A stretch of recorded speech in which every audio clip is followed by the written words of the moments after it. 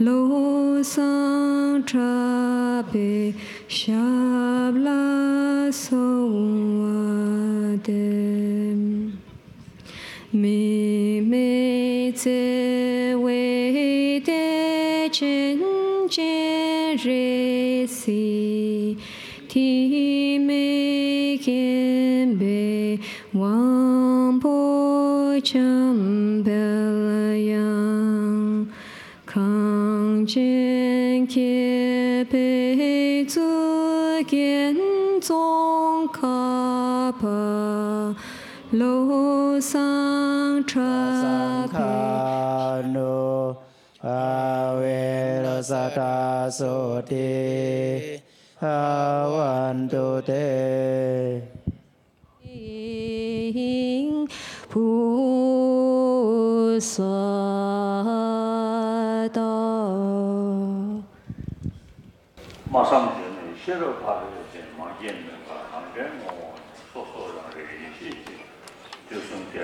This is a verse in praise of the mother of all the Buddhas, the perfection of wisdom, which is beyond expression, conception,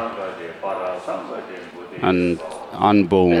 Tatyatha gate gate paragate para sangha de bodhi swaha. This is the mantra of the perfection of wisdom. And next is the praise or salutation verse from the Abhisamaya Alamkara by Maitreya. Yendu chanchup sembe soche sangye kini yumdela chatse lo. And next are the two verses of salutation from Master Nagarjuna's Mula Madhyama Kakarika, in which he pays homage to the Buddha for teaching dependent origination, free from the 8 extremes. And next, His Holiness recited a praise, homage to the Gautama who, moved by his compassion, taught the sacred Dharma to the rid of all views. So today, many people have come here from Southeast Asia and countries,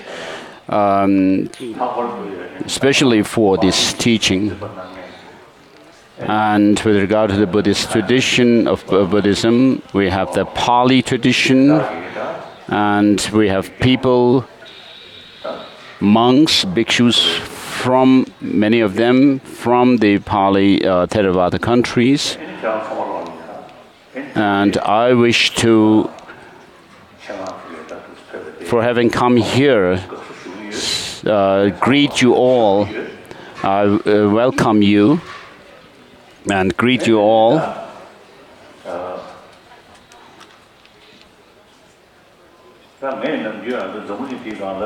So usually,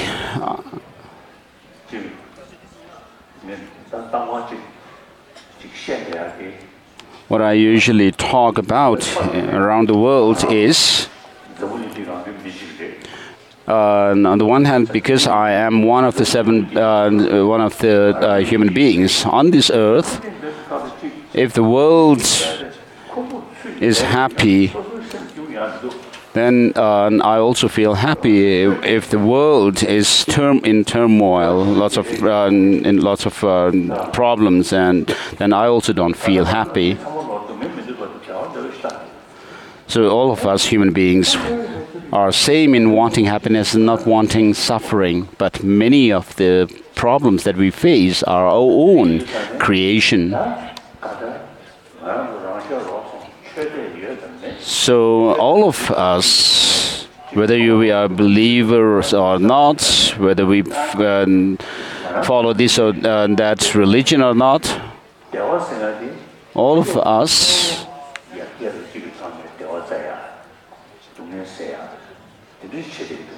most of the people, what we do is try to find happiness from outside. so by doing such, it's very clear that we cannot overcome our mental suffering and problems. So of course, physical problems and hardships are important to overcome, but mainly we need to focus on the mental experiences of pain and pleasure. If you are unhappy, disturbed within, even if you may be surrounded by the best facilities, you will not have happiness. So on the other hand, if you are calm within, then even if you may be surrounded by problems, you can still stay calmly and relaxed. So I always say this. In Barcelona, when I visited once, Montserrat, I visited the monastery of Montserrat. There's a huge monastery and church. And when I went there, the organizers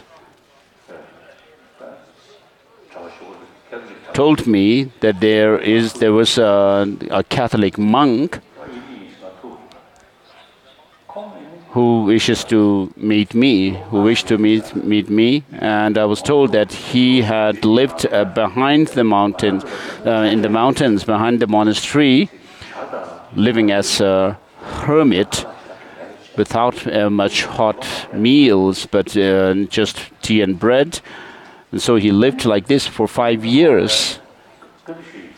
And when I met him, I asked him, I told him first that I heard that you lived as a hermit for 5 years. So during that time, what have you been doing? So he responded, that he was meditating on love and compassion. And so, when he said that, there was a special sparkle in his eyes, a very extraordinary brightness, which reflected in his eyes that he had a very peaceful mind. So for such a person like him, who actually forsook the pleasure of food and so forth, and then amongst the Tibetans also, during the Cultural Revolution in China, and afterwards I've met many of those who have suffered during the Cultural Revolution, and they've told me that the best time they had was when they were in prison, and they actually did their best even when they were doing forced labor. And so they told me they have not really suffered much mentally. And then there was one monk who also was in Chinese gulag for 18 years and had lots of difficulties, of course. And when I was having a conversation with him, I asked him, what kind of difficulties did you have? And he told me sometimes, on some occasions, he felt some danger, and I took it to mean that he meant that it was a danger to his life. And I asked him what kind of danger. He said, danger of losing compassion towards the perpetrators, the Chinese prison guards and officials. So when you are tortured too much, and there is such a danger, he told me, so he considered losing compassion towards the perpetrators as a danger. So what this kind of shows is that compassion, that such people considered compassion to be very important, and particularly they showed compassion towards their perpetrators. So although physically they were suffering a lot, but mentally they had relaxed state of mind, peaceful state of mind. And so between the pains of pleasure, pain and pleasure, or between the body and the mind, mental pain and pleasure are more acute. So of course, due to scientific and technological advancements, we have created things, medicines and so forth, facilities which keep us physically fit, whereas it has not reduced our mental suffering. So whether you are believers or not, I always emphasize that that of love and compassion, which is innate in us, is very important. And some scientists even say today that the basic human nature is compassionate. So when I had such a meeting with, in that meeting when the scientist said that, he showed some animations of a child, animation of a child who was 6 months or so, and pre-language or pre-verbal child. So the scientists were actually experimenting on the basic nature of the child. And so when this animation was shown to this human infant, in which two children, there were two children, and one was pushing a ball uphill, and another one comes in to help this first child when he had difficulty to push the ball uphill, over the hill, and when that was shown to the infant child, the child was actually expressing joy. Whereas in another cartoon or the animation, a child was pushing, when the child was pushing the ball uphill, another child comes and actually obstructs it, pushes it down. And when that was shown to the infant child, the human infant child, the child was expressed unhappiness. And so this is what naturally the children actually express. When someone helping another one was shown to him, the child was happy, and whereas when the other one was shown, where the one child was obstructing the first child, it was not liked by this infant.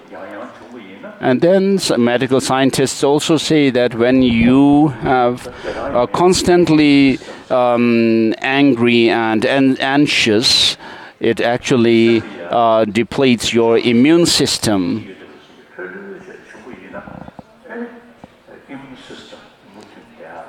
Whereas if you are relaxed, calm, and peaceful within, it actually strengthens your immune system. And so through these kind of experiments, the scientists say that the basic human nature is compassionate. So this is, in fact, true. So the 7 billion people on this earth, I mean, all of us took birth from our mothers.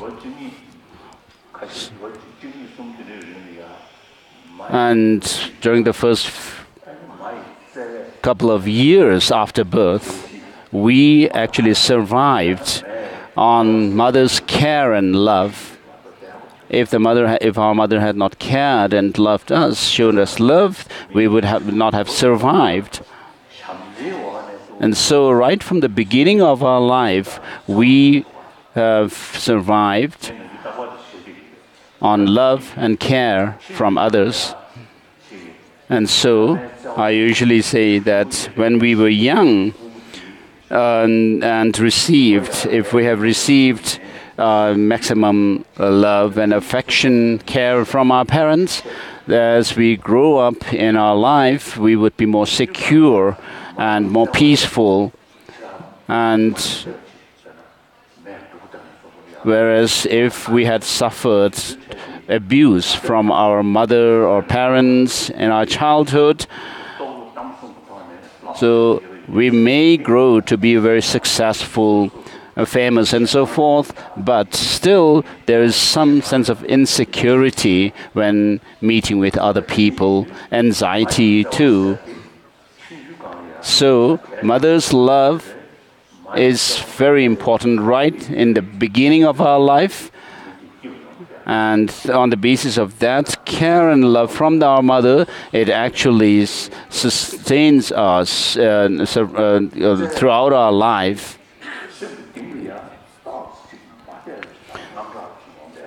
So lacking that love and compassion from our mother, the child grows up to be anxious and fearful.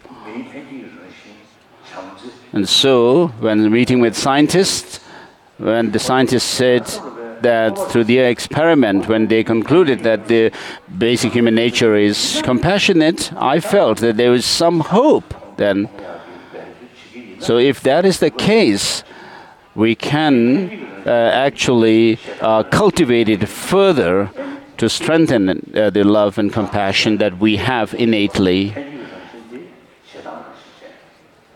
So if our innate nature or basic nature is an anger, and to cultivate, and then to cultivate, cultivating love and compassion would be just a secondary matter. Whereas if, because our basic nature is love, compassionate, there is an opportunity for us to strengthen it further through training. And so I make the point that love and compassion are our the root of our happiness. So if we have, for example, a poor family where the family members are caring and loving to one another, they may be beggars, but beggar family, but because of their love and care for each other, I mean, they'll be living a very happy life. Whereas a very wealthy family may, if in such a family, if the family members are not able to trust one another, but live in suspicion, and then the family will not live a happy life. So this is clear. And therefore, since all of us want happiness, the building block of happiness is love and compassion. So when you have people loving, smiling, and so forth towards you, it creates a very a beautiful atmosphere around you. So if you are not like that, then you would have to rather pretend otherwise. So in 1954, I visited China, and I met many of the Chinese leaders, including Mao Zedong. And so when I met them, I was quite apprehensive and anxious. And the surrounding looked like doomed. So the my two tutors, Ling Rinpoche and Gyabje Ling Rinpoche and Gyabje Chijang Rinpoche, as well as Panchen Lama Rinpoche were there. So Ling Rinpoche was feeling very nervous at that time. And then in 1956, I came to India on the Buddha Jayanti, 2500th anniversary of the Buddha Jayanti.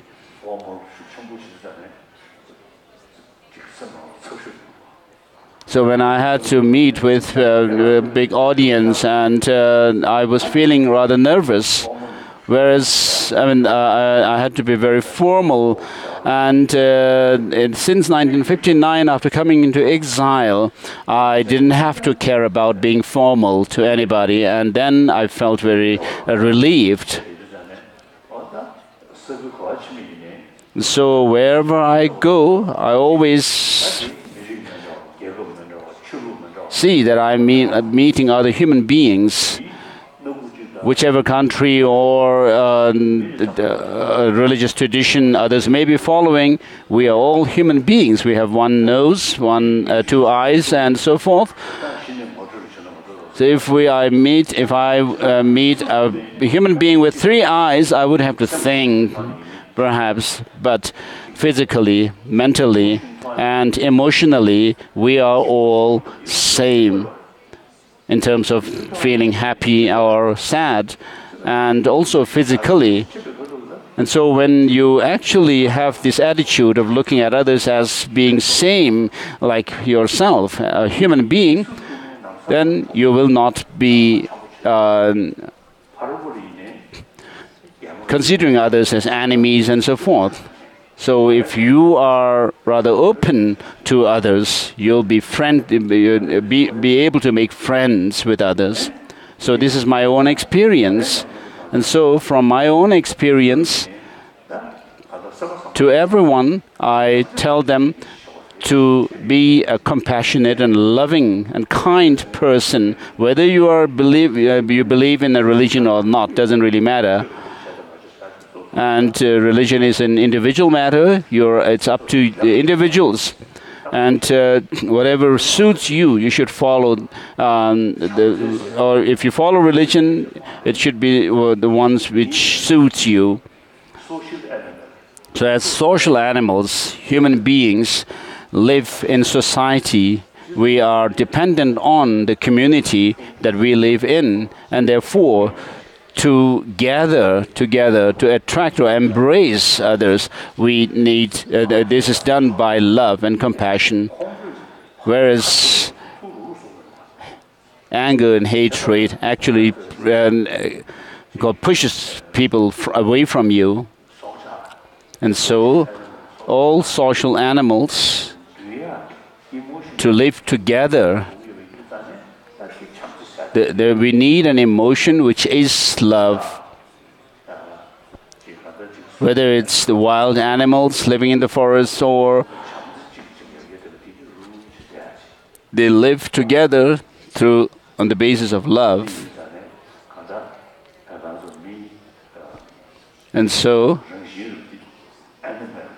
we as social animals, this is very important. Love and compassion are very important. So this is what I tell people all the time. I also practice them. And so those who have come here, you're also same human beings. And we are all same in not wanting suffering but wanting happiness.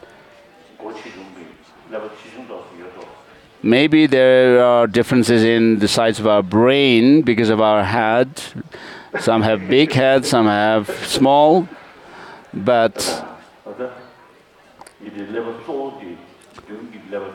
so the prefrontal cortex seems to be related with our sensory perceptions, whereas the deep in the brain there is this organ called amygdala, which seems to be related with our emotions.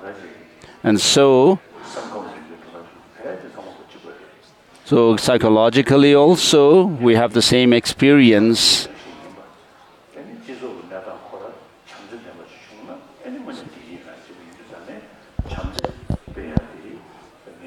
And so as social animals, it's very important to cultivate and love and compassion. So I make it a point to talk about love and compassion. So we are part of the 7 billion human beings. And therefore, I wish to tell you that you, individually, you should practice love and compassion to have peace of mind. So if you have peace of mind, you will... if you have love, you'll have peace of mind, and that in turn brings people close to you, and you have trust from others and friends. So friendship with others is very important. For that you need trust, and trust comes through your love. and compassion. So I wanted to tell you this. So as a Buddhist practitioner who says that I praise, I call upon all sentient beings as my guests, and I also always every day practice the four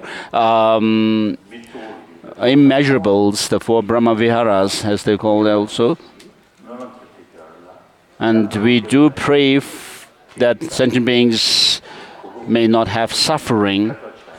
And therefore, if this is what we pray for, and we need to think that the only beings to whom we can directly or indirectly help are the 7 billion people on this earth. Practically, we can do that. There are living beings in other galaxies and so forth. We could only say prayers for their happiness and alleviation of their suffering. So if you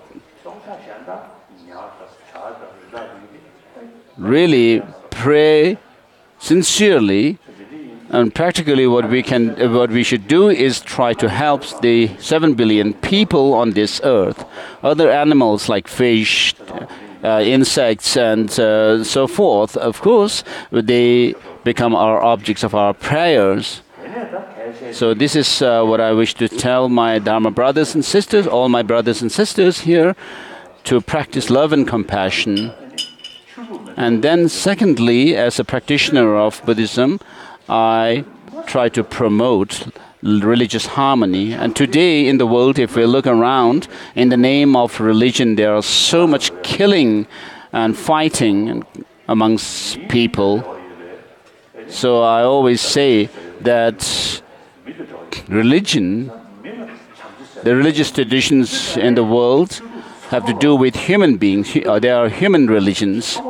So all the major religious traditions on this earth have the same message, which is love. And because this is something which we need as human beings, all the religions also teach this message. And even with regard to the theistic religious traditions who talk about Creator God, the nature of Creator God is love, infinite love.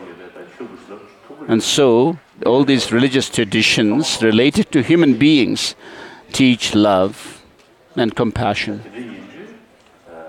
And therefore, for the over 3,000 years in India, for example, all the different religious traditions have emerged, and all of them teach love, compassion, contentment, tolerance, and self-discipline. Of course, philosophically, these religious traditions may have different ideas. So because of difference in mental dispositions among human beings, we need these different philosophical concepts, and even amongst the followers of the Buddha himself, the same teacher, due to the mental dispositions, difference in the mental dispositions of his followers, the Buddha taught these philosophical views of the Vaibhashikas, Sutrantikas, Chittamatrans and Madhyamakas, each of which have their own subdivisions. So similarly, in all the religious traditions, though we have different philosophical views, these religious traditions have different philosophical views, but the purpose of all these is to enhance and to develop or promote love and compassion. In the case of Islam, for example, they talk about Allah, and Allah is the creator of the whole universe or cosmos, and the nature of Allah is that of infinite love, and therefore we are all seen as creation of such an infinite love. We are all children of such an infinite love.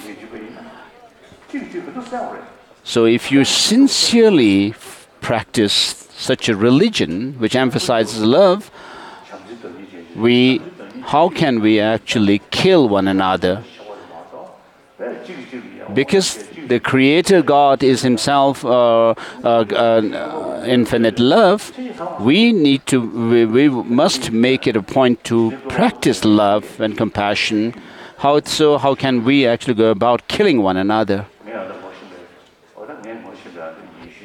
So, my friends in Christianity, Judaism, Islam, and so forth, there are many of them who are because they are very sincere about their own religious tradition. They are different, kind and compassionate people.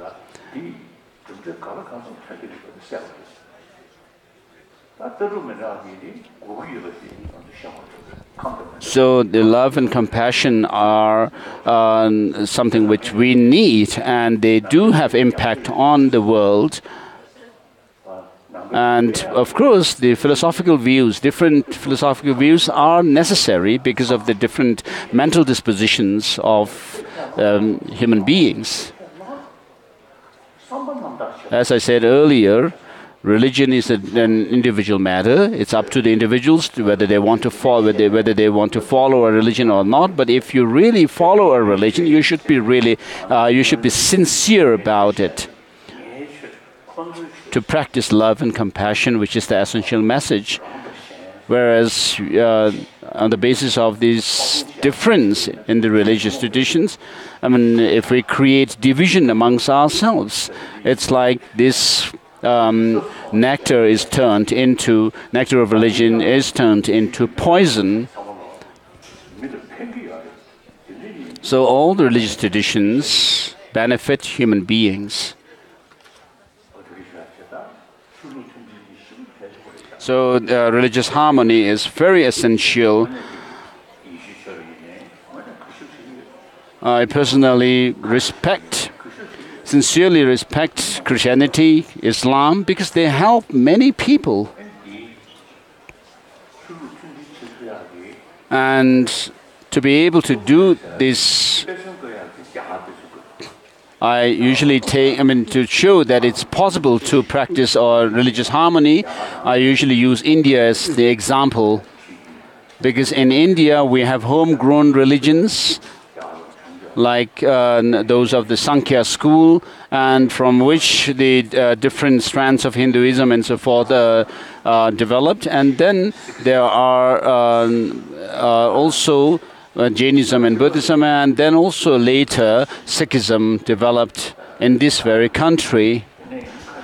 Whereas there are other religions which emigrated to this land, such as Christianity, Judaism, and Islam, and also the ancient Persian religion, Zoroastrianism. So the Parsis today in India and live mostly in Mumbai. There are less than 100,000 people who follow, but they have no fear living amongst the other people following other religions. Millions of them. In fact, amongst millions of them. And so the religious harmony has actually existed in India for over 1,000 years now. And therefore, I endeavor to bring about religious harmony. So you, as my friends, should try to also think about promoting religious harmony. And consider this. And regarding Buddhism, it originated in India, and then in the beginning, of course, there was the Pali tradition, which has spread in Sri Lanka, Thailand, Burma, Cambodia, and Laos. And in these countries, the followers practice Vinaya, the monastic code of discipline, which is very good practice, and there's very good practice of Vinaya in these countries. And then later, gradually, the Sanskrit tradition of Buddhism spread in India. And in the past, there were the institutions like Takshashila and the Nalanda and Vikramalashila, which were institutions for learning the Sanskrit tradition. And in most of the masters whose writings we study, such as Nagarjuna and so forth, actually studied in Nalanda. They were products of Nalanda. And so there had been many great masters of Nalanda, monastic institution.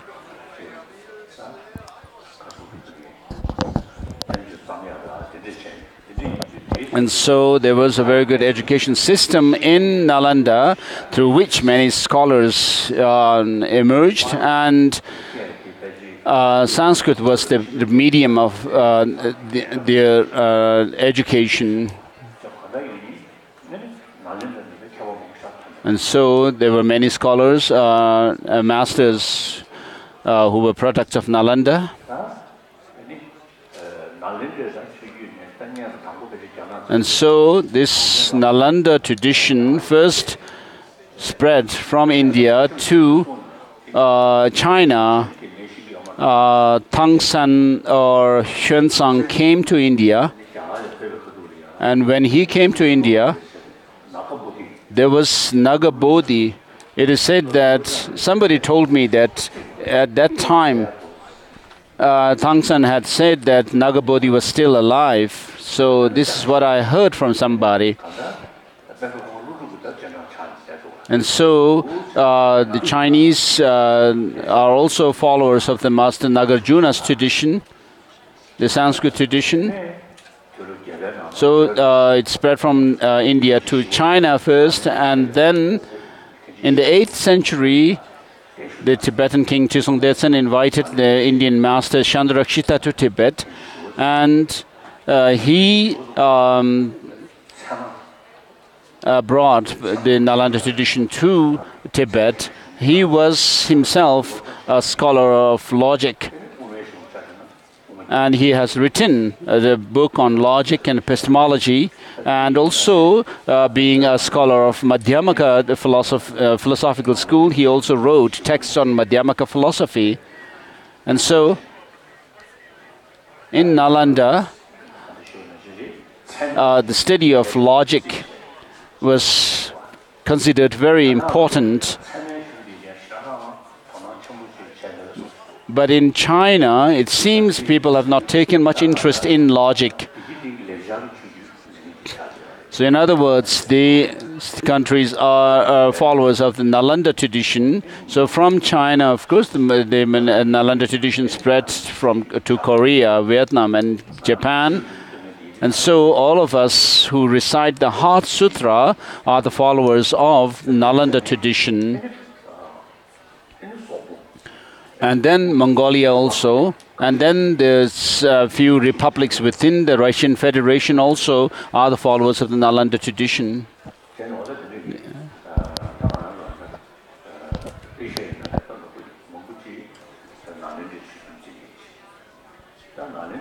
So in many of the countries in Asia are followers of Nalanda tradition. And so I have written a praise to the 17 Nalanda masters.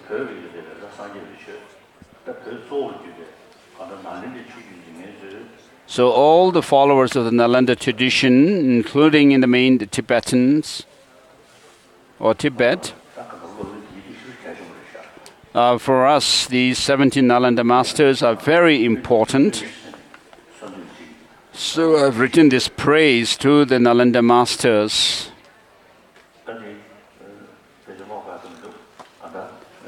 Oh, it's here.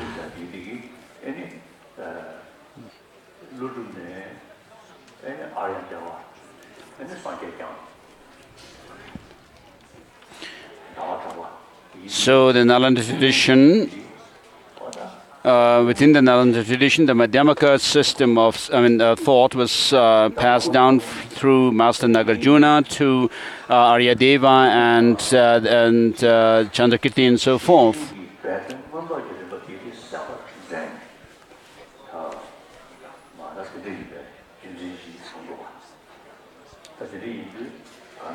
And then there is also the lineage of the implicit or the content of the Panchaparamita Perfection of Wisdom Sutras.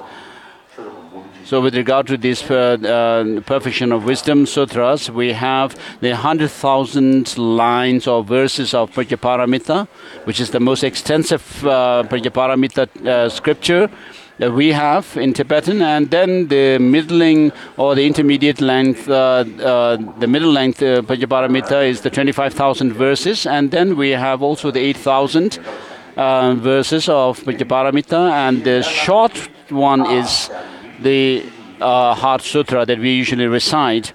And the shortest one or the easiest Panchaparamita Sutra is the sutra, which is only called made up of this single R syllable, and what that short R actually represents or is that things have no objective independent existence, which is how things do appear to us. And in the Heart Sutra, there is form is empty, emptiness is form, emptiness is no other than form, and form too is no other than emptiness.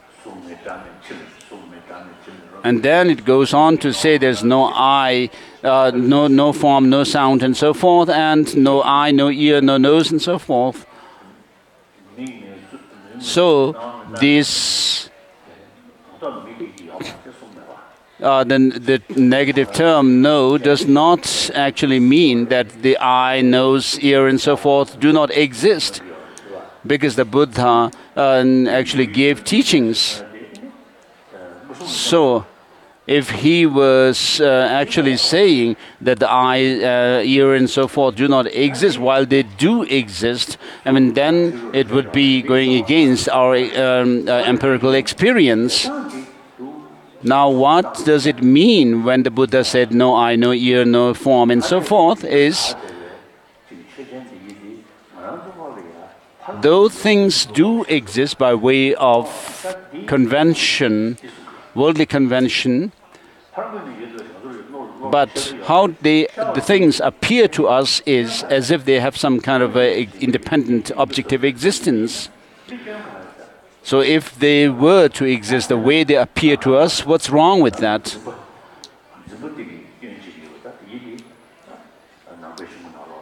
Then we have, of course, this clinging on to objective existence and things.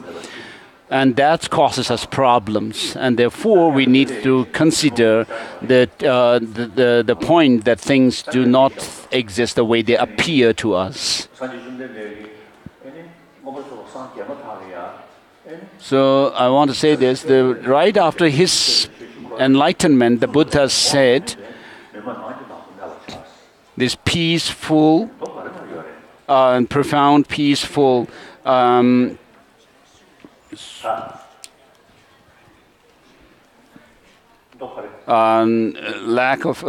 Which lacks any fabrication and so forth, which is like a nectar, Dharma, that I found. So His Holiness is asking which sutra is it in, and somebody responded by saying that in the it is found in the Avatamsaka Sutra. So does this verse also exist in Pali tradition, in Pali scripture or not?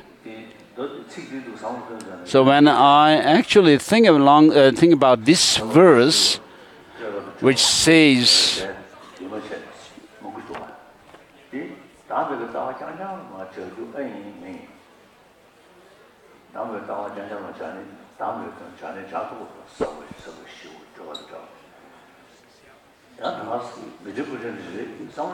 can we only actually see that this refers to the emptiness alone? But on the other hand, during the first sermon, the Buddha also taught the law of causality, the dependent nature of causality. And so, profound and peaceful could refer to the content of the first sermon, whereas the term free from elaboration could be taken to refer to the second turning of the wheel of Dharma. And then the clear light and uncompounded could refer to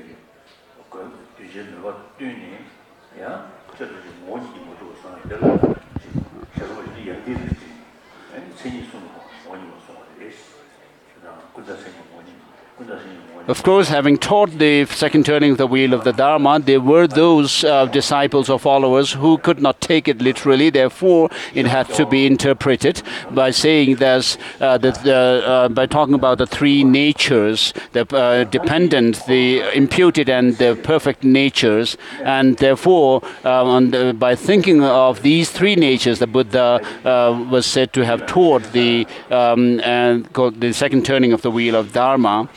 This is one set of teaching of the third turning of the wheel of Dharma, but there is another set of the third turning of the wheel of Dharma.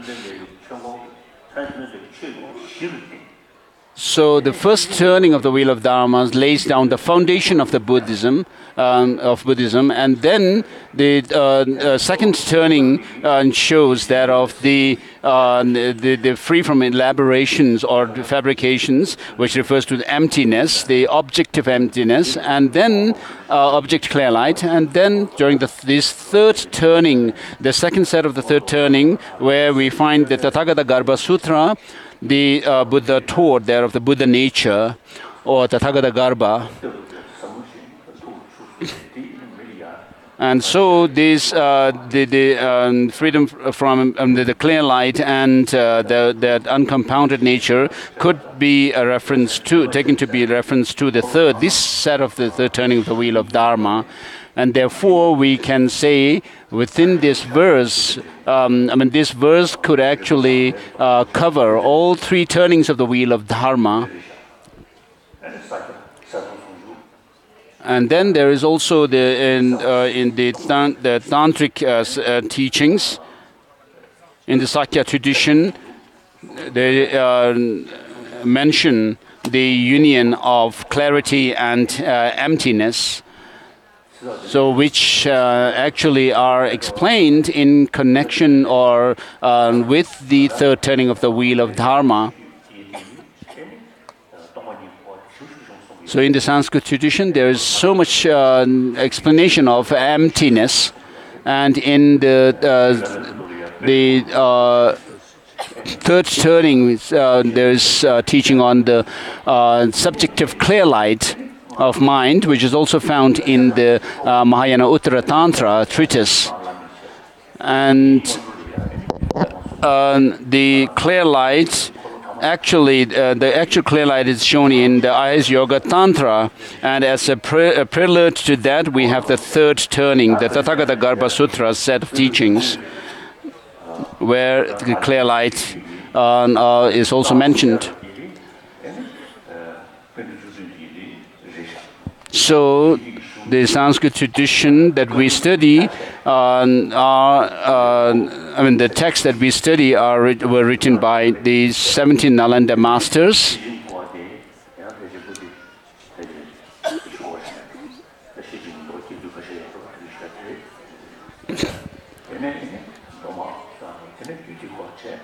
So we have the sets of the collections of the teaching of the Buddha in the Tripitaka, the Vinaya, the Sutras, and the and so forth. And so there are a certain number of volumes, like 13 or so Vinaya texts, and then there are 16 volumes of the Panchaparamita discourse.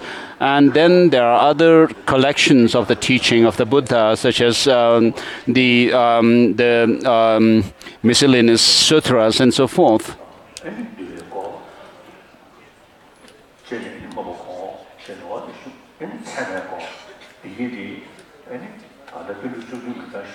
So the writings of the 17 Nalanda masters are very important for us.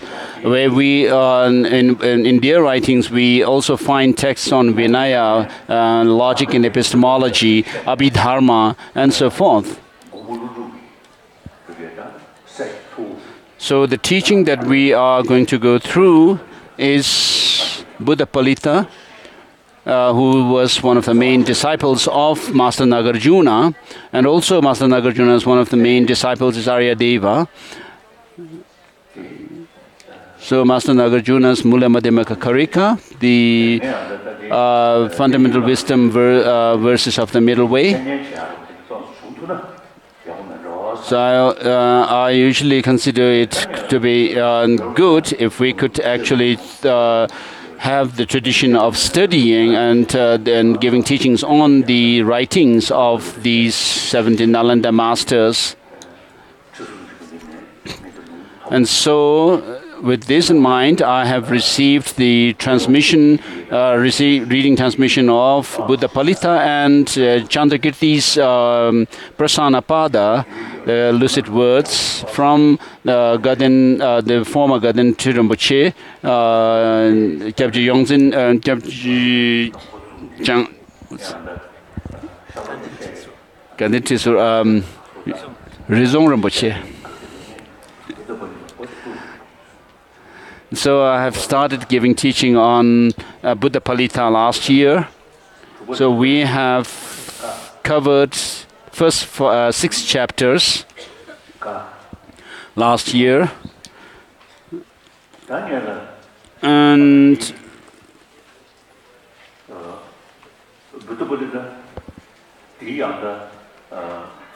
so with regard to Buddhapalita, the Buddhapalita is a commentary, and its root text, the basic text it comments on, is Mula Madhyamaka Karika, the fundamental wisdom verses of the middle way.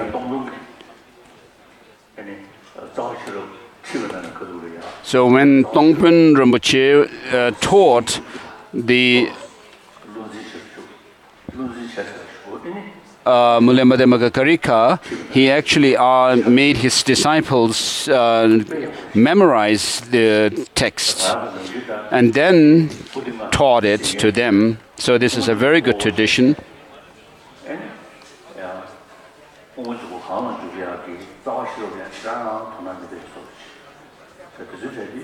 So of course there is, in our monastic institutions, the monks do study Madhyamaka Avatara written by Chandrakirti, but it seems there is less attention paid to the Mula Madhyamaka Karika itself, which is the basic text on which Madhyamaka Avatara is a commentary. So I have memorized some of the root texts that we study, but it seems now I have forgotten most of them. And for example, I have memorized the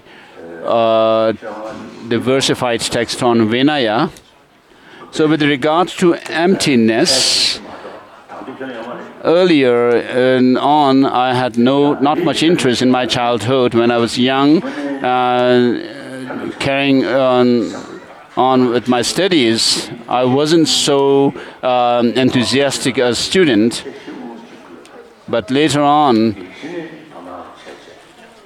I actually began taking interest in the emptiness, and found that these the texts that we study, which come from the Nalanda tradition, have much to say on logic and epistemology as well as psychology.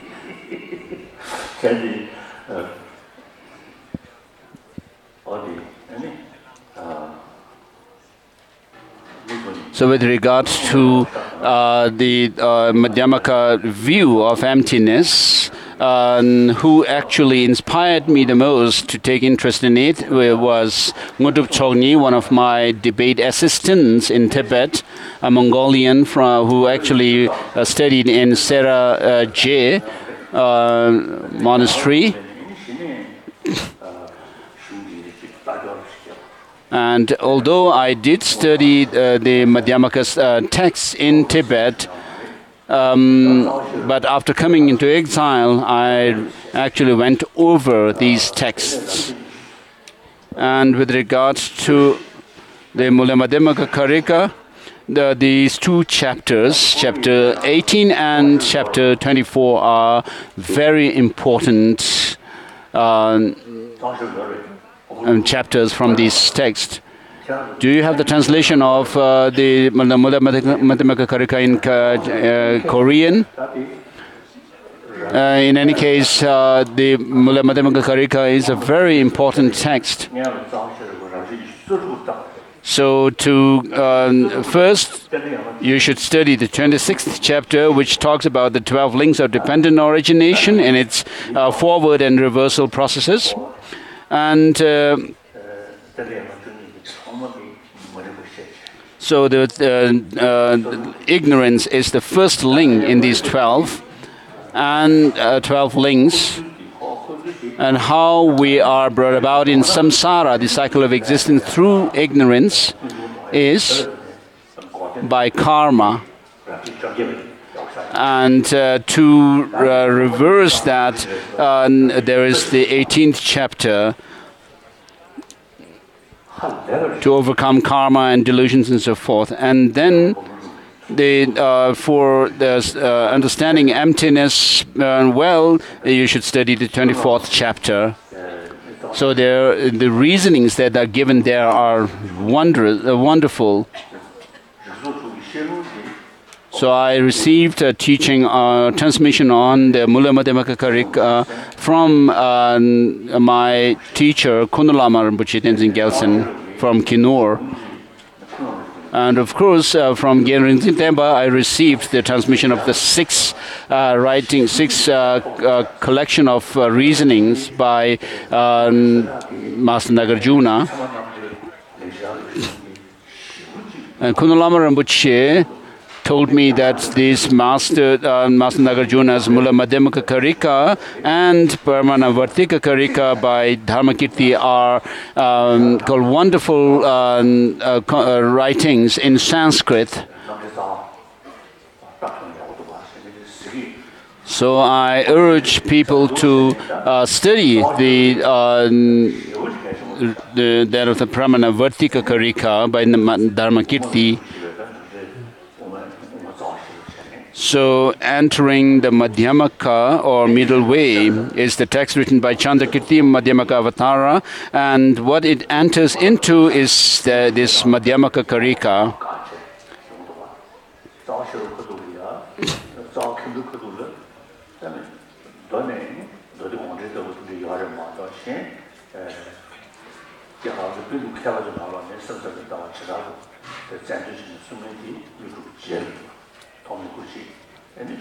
So amongst the Madhyamaka masters, those who actually criticize the Chittamatra philosophical view comes after Master Nagarjuna. And so we find criticism of one of the critics was Master Chandrakirti in his Madhyamaka Avatara, who wrote the Madhyamaka Avatara and its auto-commentary as a supplement to the Madhyamaka, Mula Madhyamaka Karika.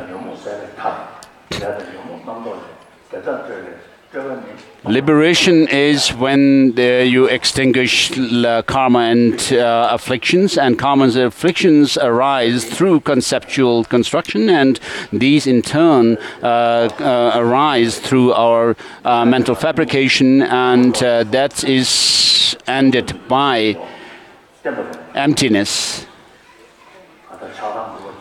And so our mental afflictions, such as attachment and anger, come or arise on the basis of mental conceptual constructs, which is called improper or inappropriate mentation. And one of my American scientist friends is Aaron Beck. When I first met him, he was an American. He was 84. And he is not a religious person as such, but he was someone who treated people who have psychiatric problems because of anger and hatred. And so, having treated such people for a few decades, from his experience, he concluded that from his experience of having treated such people, that when someone is angry at something or somebody, that object or the person appears absolutely negative, but actually the 90% of that negativeness is our own mental projection. So this is exactly what is said in the Mula Madhyamaka Karika when he says karma and afflictions are arise from that of the inappropriate mentation.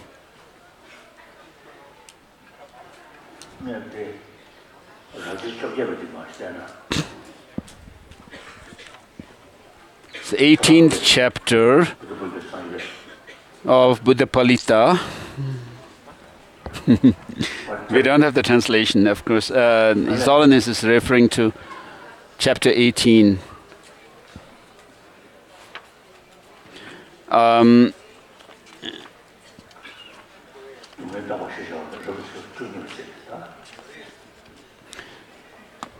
So the 17th chapter is an examination of karma and its effects, or the karma and result, action and its result.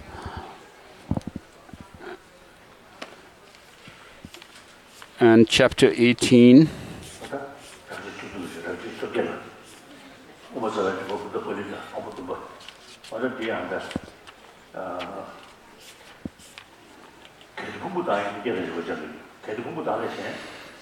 Is the examination of self and phenomena.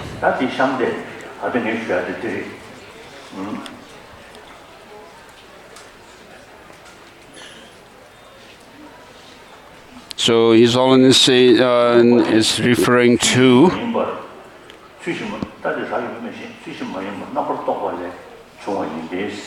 so it says in the commentary, the mental afflictions arise through these inappropriate mental mentation.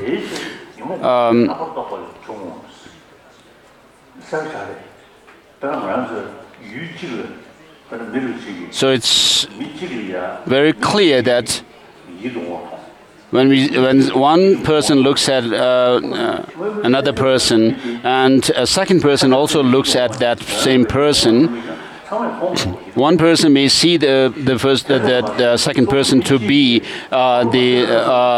totally attractive and beautiful, and another person sees the other person to be repulsive.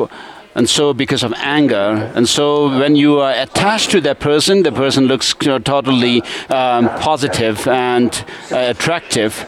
Whereas when you are angry at the person looks totally negative. So with anger, the person you are angry at looks totally negative. Whereas when you become attached to the person actually looks totally attractive. So on top of the attractiveness or the ugliness, whichever is there, I mean, we also exaggerate the attractiveness or the ugliness in the person because of our attachment and anger.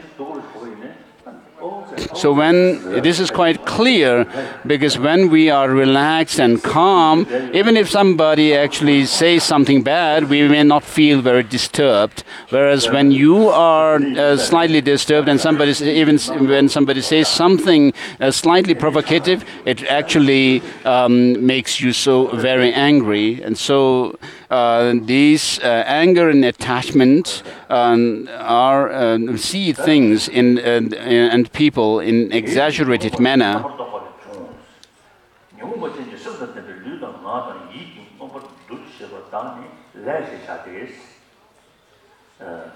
So karma is what is created through our body, speech, and mind because of being called under the influence of our mental afflictions. And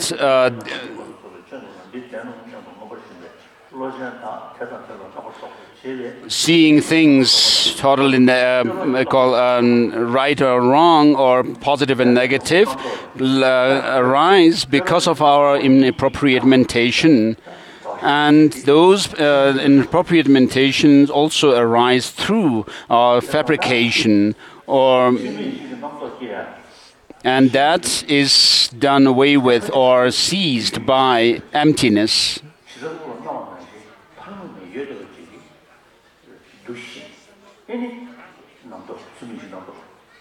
So because things appear to us in a certain fashion and we actually take that to be true, therefore the inappropriate mentation arises. So when actually you are able to see that things do not exist the way they appear to us, then the very basis of this inappropriate mentation loses its identity. And therefore, we can also lose this holding on to things having some independent objective existence. And that is actually done through that of understanding of emptiness. And Kuno Lama Rinpoche also, while reading this verse, said that in the Sanskrit one can read this final line in the instrumental case or where it says this is ended by emptiness, whereas if you take this line and read it as this fabrication ends within the emptiness, then that shows that of this true cessation, and the previous one reading shows that of the true path. So this verse is very important. So with regard to emptiness, in the 24th chapter of Mula Madhyamaka Karika, the Buddhist essentialists or the realists say that the Madhyamakas are nihilists. And the Master Nagarjuna responds to them and says that what is said to be dependently originated is said to be empty, and that itself is designated, and that is the middle way. And what is, since things are said to be dependently arisen, therefore, there's nothing which is not dependent, therefore there is nothing which is not empty. So these two verses, through these two verses, he responds to the realists, Buddhist realists. So he's not, using only the other reasonings or to prove the emptiness, such as the reasoning of lack of one and many and so forth. which actually shows shows emptiness from the in terms of negative terms, and whereas Master Nagarjuna says since things are dependently originated, therefore they are empty.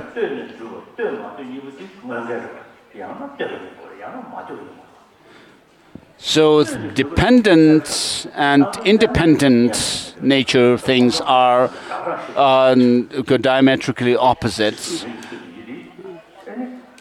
So things could either be one or the other, and therefore even the quantum physicists, when they say that things have no objective existence,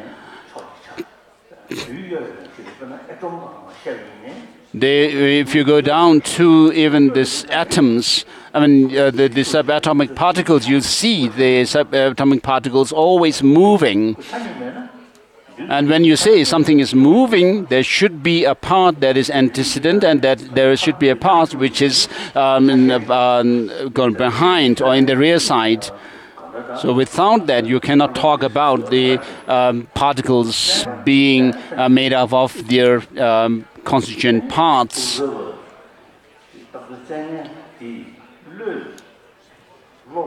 So the quantum physicists say that nothing objectively exists. But in relation to matter, of course, they do say that. And they say as long as there is an observer, there is an observed object. And so the things do appear to the subjective person, and the Chittamatras say that there is nothing externally existing, and they say things exist by way of as a reflection of the imprints of them left on our mind stream, and therefore on the basis of this understanding that they say that the object or the object and the perception of it are lack duality. And the quantum physicists also say that as long as there is an observer, there is an observed object. And with regard to the quantum physicists, I've found one article written by, seen one article written by a Chinese quantum physicist who has said that someone who is fully convinced of quantum physics, this idea of nothing existing objectively, and fully convinced with it, and the person, such a person's reaction towards things is not to see things in black and white. So, of course, quantum physicists are not talking about overcoming our negative emotions through this understanding, but the Buddhist understanding of things having no objective independent existence is to combat our mental afflictions. And as I said earlier, the Buddha himself considered it very important to, when he mentioned that this nectar-like Dharma I have found, which is profound, peaceful, clear light and unfabricated and so forth, which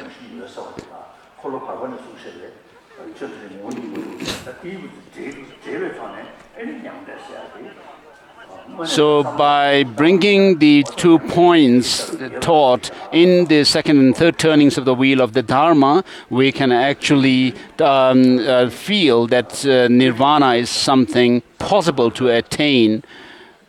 The second turning teaches that of the emptiness, whereas the third turning shows that of the clear light, nature of the mind.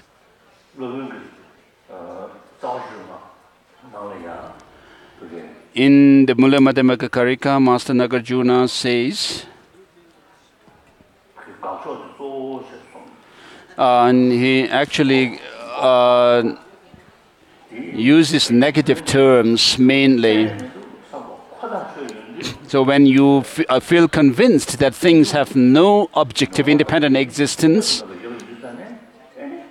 but since things do affect us, because of our pain and pleasure. Therefore, because you ascertain that things have no objective existence, what you can conclude is, though they do not exist independently, objectively, yet they do exist by way of convention, and therefore things are, you can bring up this conviction that things are merely nominal. So the greater conviction you have of things being devoid of objective existence, the greater your understanding of insight into the illusory nature of things. So it may be too much for me to say that I've realized emptiness, but because of having given thought to emptiness for a long time now, I can say that I have some feeling or experience of feeling for emptiness, that is by reading Master Nagarjuna's texts and so forth. So this really helps you to transform your mind, and your narrow-mindedness and selfish nature can be overcome through the understanding of emptiness and altruistic spirit of enlightenment, bodhicitta.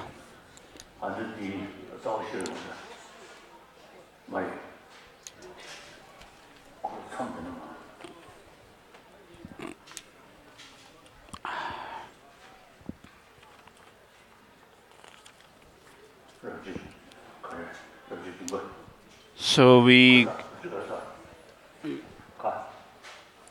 open the text on chapter 7, I think.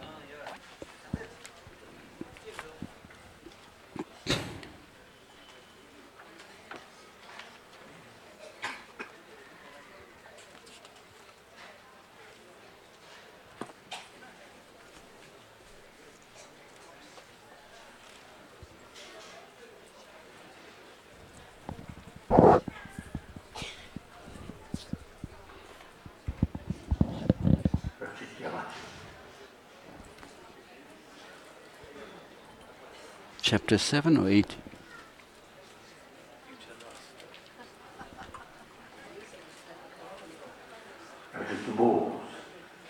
Okay.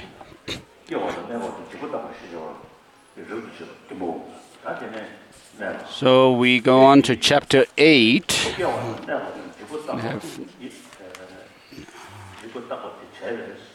So which is the examination on agent and action.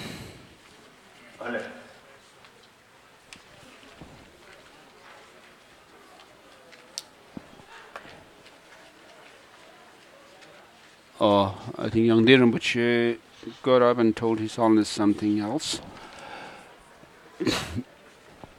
Go back to chapter 7, perhaps.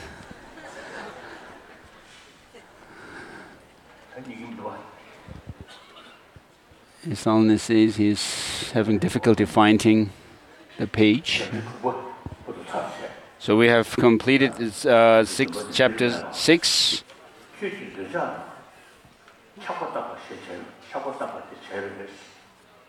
So it's chapter 7, the examination arising, enduring, and disintegrating. Through your examination of attachment and someone with attachment, you have inspired me to hear about emptiness. Therefore, it would now be appropriate to investigate the characteristics of conditioned phenomena. We shall do that now. Here, the general characteristics of conditioned phenomena are thought to be arising, enduring, and disintegrating. But since it is illogical to teach the characteristics of non-existent things, conditioned phenomena must exist because of their characteristics. Because their characteristics exist. Yet, since the characteristics of conditioned phenomena are not tenable, how could conditioned phenomena exist?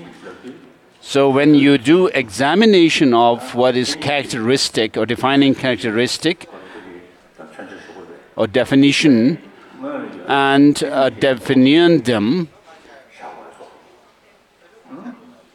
it would seem that they should, the defining characteristics should exist there first, and then the definientum. But if the definientum were not there, you cannot talk about a defining characteristic or definition. So it's very difficult to hold this kind of position, because without an action there is no actor, and without the actor there is no action, and without the action and the actor there is no acted upon object. So you can't have these three, the agent, the action, and an object, unrelated. So of course there are the three times: past, present, and future. We can talk about past Buddhas, present Buddhas, and the future Buddhas.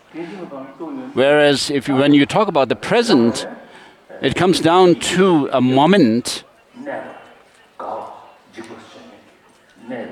And the Vaibhashikas talk about arising, enduring, and disintegrating, or decaying of things.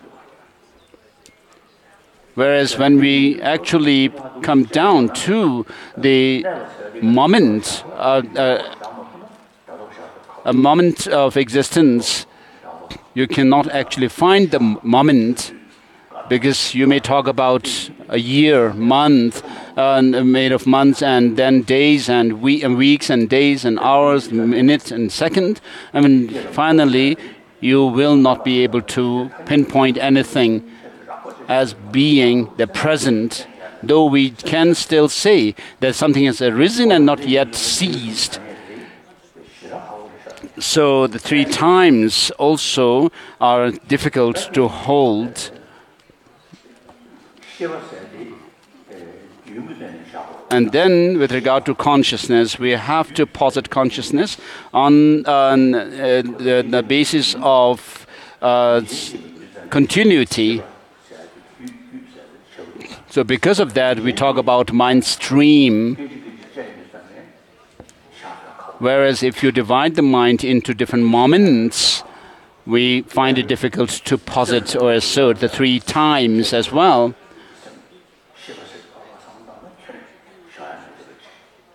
So it's very important to understand this on the basis of the mind. When we talk about the mind being the present and past and future, nothing can be pinpointed as being the present.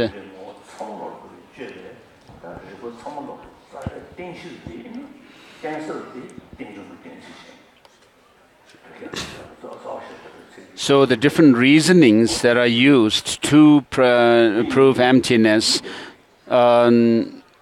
such as the diamond splinter, reason of diamond splinter, and so forth, are all finally based on the understanding of dependent origination.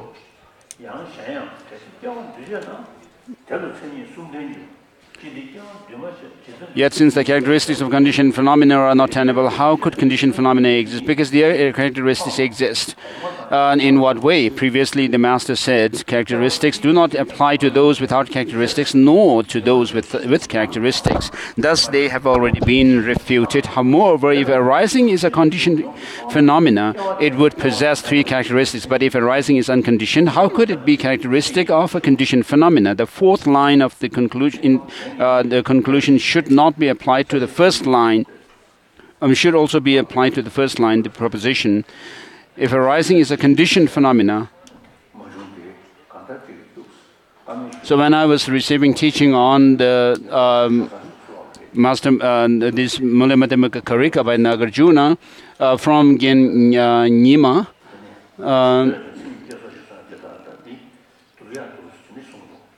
he was actually telling me that what is taught in Abhidhammakosha Karika, which when it deals with the compounded phenomena and having the four characteristics, the defining characteristics such as arising and so forth, and these lines could be compared.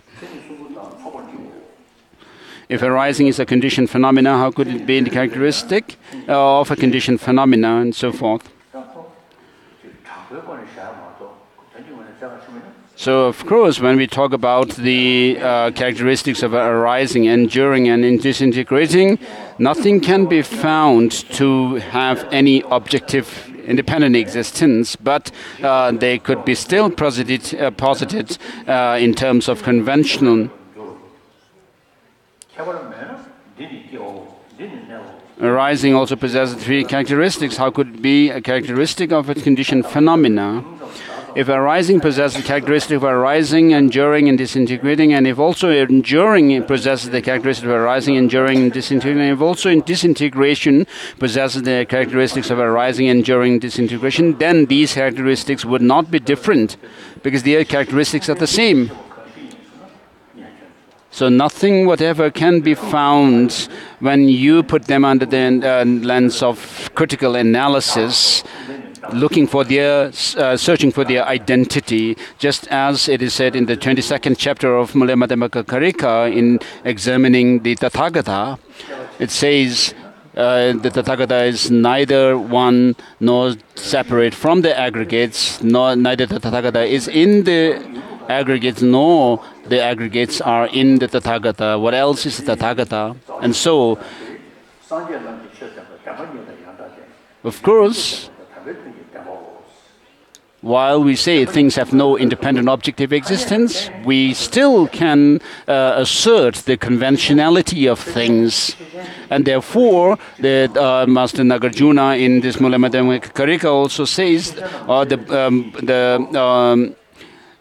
the Buddhas have given their teachings based on the two truths, the conventional and the ultimate. And therefore, without depending on the conventions, we cannot realize that of the ultimate reality. And without realizing ultimate reality, we cannot attain nirvana.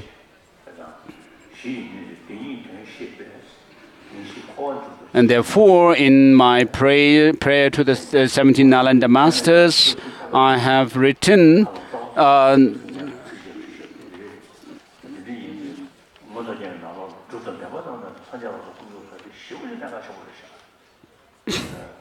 by understanding the true meaning of the two truths, verse number 20. So it is very important to understand the two truths, which are in the Abhisamaya Alamkara is taught in the 10 instructions.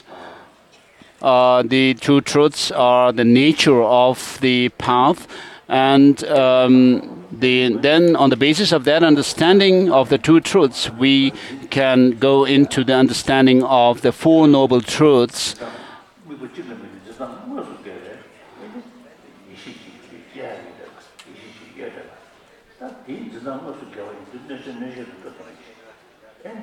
So we can see that we can develop a wisdom which goes directly counter to our ignorance, which holds on to things having some objective existence, whereas this wisdom sees the lack of that independent existence in things, and therefore it can, though both look at the same object, their perception are completely opposite, and therefore these the ignorance and so forth can be overcome.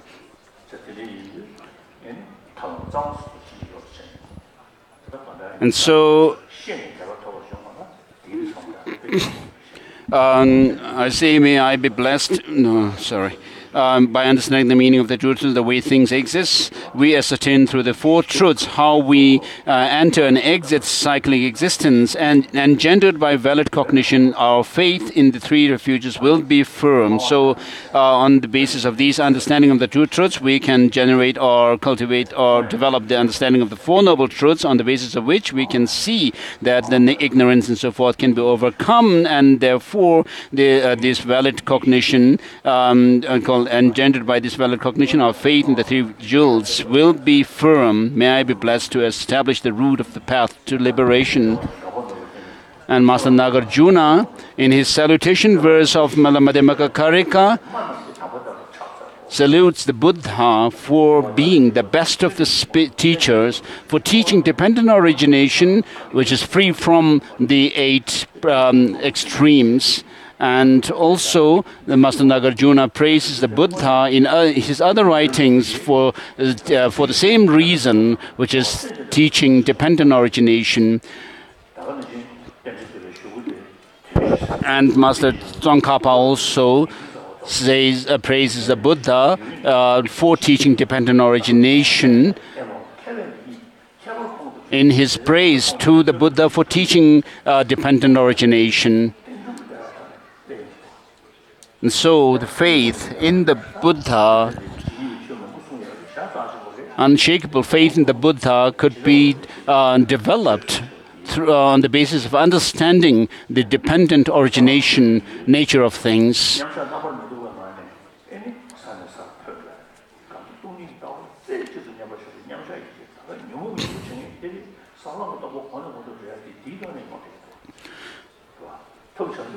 So understanding of dependent origination also helps to overcome our afflictions, and also to tread along the path to liberation. And therefore, one should develop this understanding through study, reflection, and meditation, and then should be able to journey along the path by developing that of the called total absorption in emptiness.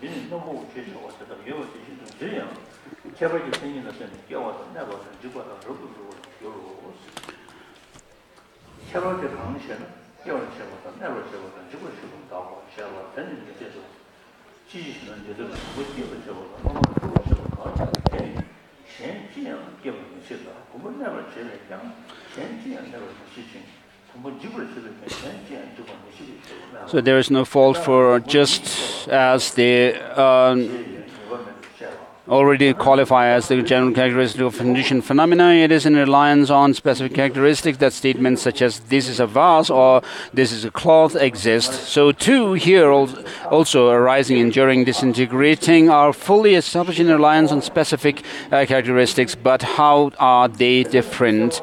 They are different. They are that which causes generation, that which causes endurance, and that which causes destruction.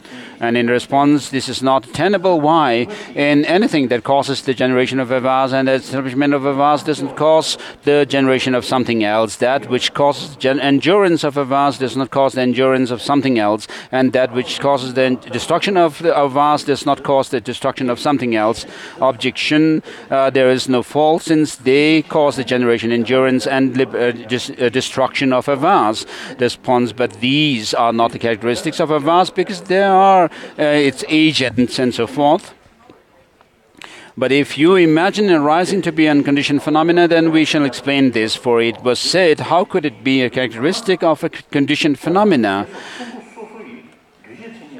If something is an unconditioned phenomena, how could it be a characteristic of a conditioned phenomena? If it were a characteristic, since it characterized the something, then it would not even characterize itself, since it would lack arising, enduring, and disintegrating. How could that which does not characterize itself characterize something other? But if it did not follow that even an unconditioned phenomena such as nirvana would be a characteristic of a conditioned phenomena, but that is unacceptable. That being so, even if arising, enduring, and disintegrating are unconditioned phenomena, it is untenable, because there are characteristics of unconditioned phenomena. When characteristics are examined, then arising, enduring, and disintegrating would have to be a characteristic of conditioned phenomena, either separately or collectively. The Master declares separately the three, such as arising, are incapable of acting as characteristic of a conditioned phenomena. Even collectively, how could they exist even in one thing at the same time?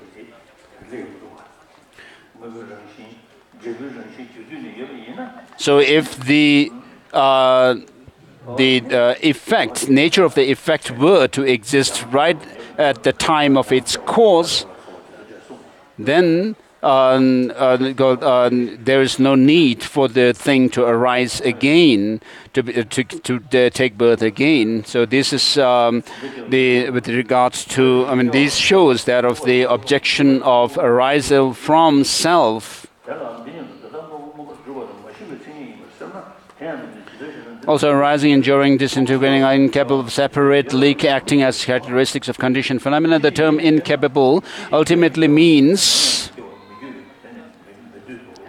inadequate or inability and insufficient or not able. But what way? First, arising, enduring, disintegrating are not tenable, for things lack that capability and are non-existent. Thus, arising, enduring, disintegrating are dependent on things.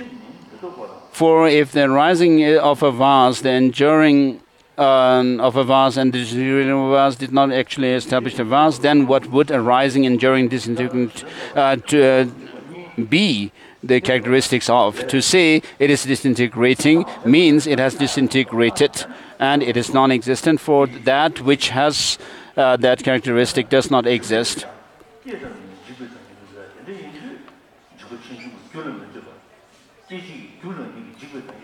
So the moment something comes into being, it is subject to disintegration. And so the very cause which it brings about something is the cause for its disintegration. So this is a very, to understand this is quite profound.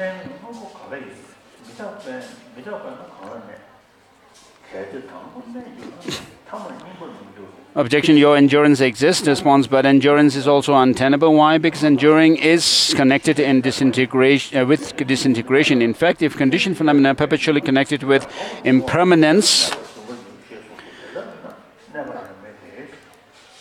how could they endure? Because enduring and disintegrating are contradictory. It is said below, it is not attainable that a thing now ceasing endures. It is untenable for that which is not now ceasing to be a thing. Also, Master Aryadeva stated, how can things exist that do not endure? How can that they endure since they are impermanent? If at first they were to endure, in the end they would not age. If perpetual entities are impermanent, perpetual entities would not endure. Or else that which was permanent before would become impermanent later. If things are impermanent and endure simultaneously, either being impermanent is wrong or enduring is false. And that being also enduring does not exist. And if it does not exist, how could it be a characteristic of conditioned phenomena?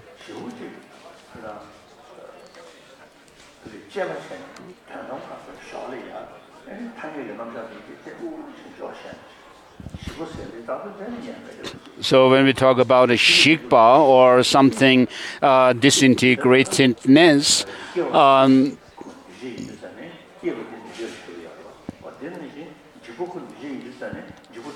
since disintegrating of a thing is impermanent, therefore that disintegratedness also is impermanent, which is a thing that is brought about by its cause.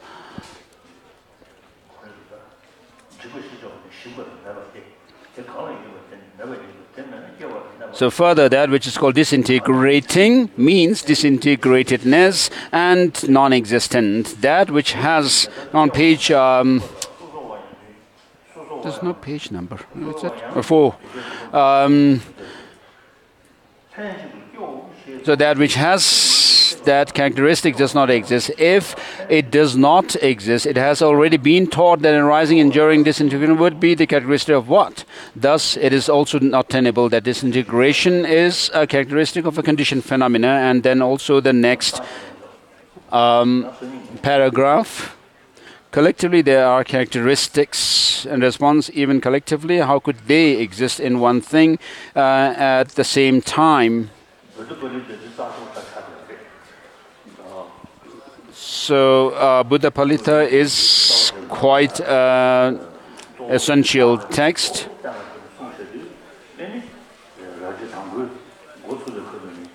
So because Master Nagarjuna mainly emphasizes on the teaching, emphasizes the teaching of emptiness, right from the beginning of his book, Mula Madhyamaka Karika, he rejects things having any objective, independent existence,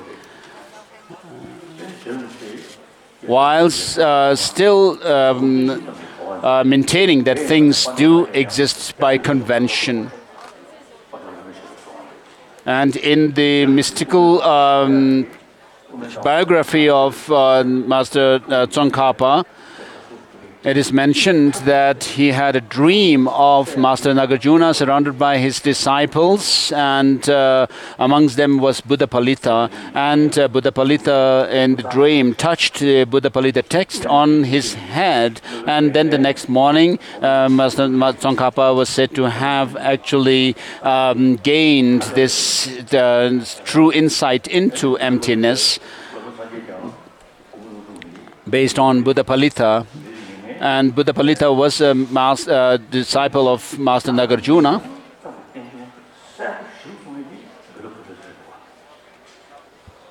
So Buddhapalita makes it very clear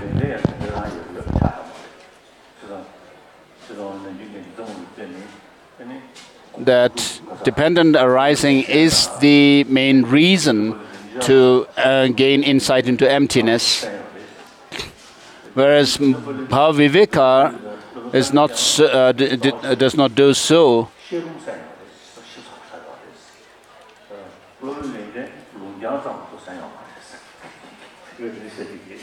So I usually say that because Buddhapalita has actually received the commentary on Mula Madhyamaka Karika from Nagarjuna, he is very precise in his explanation, whereas Bhaviveka, because he only received a reading transmission from Nagarjuna, he is not so precise as Master Buddhapalita.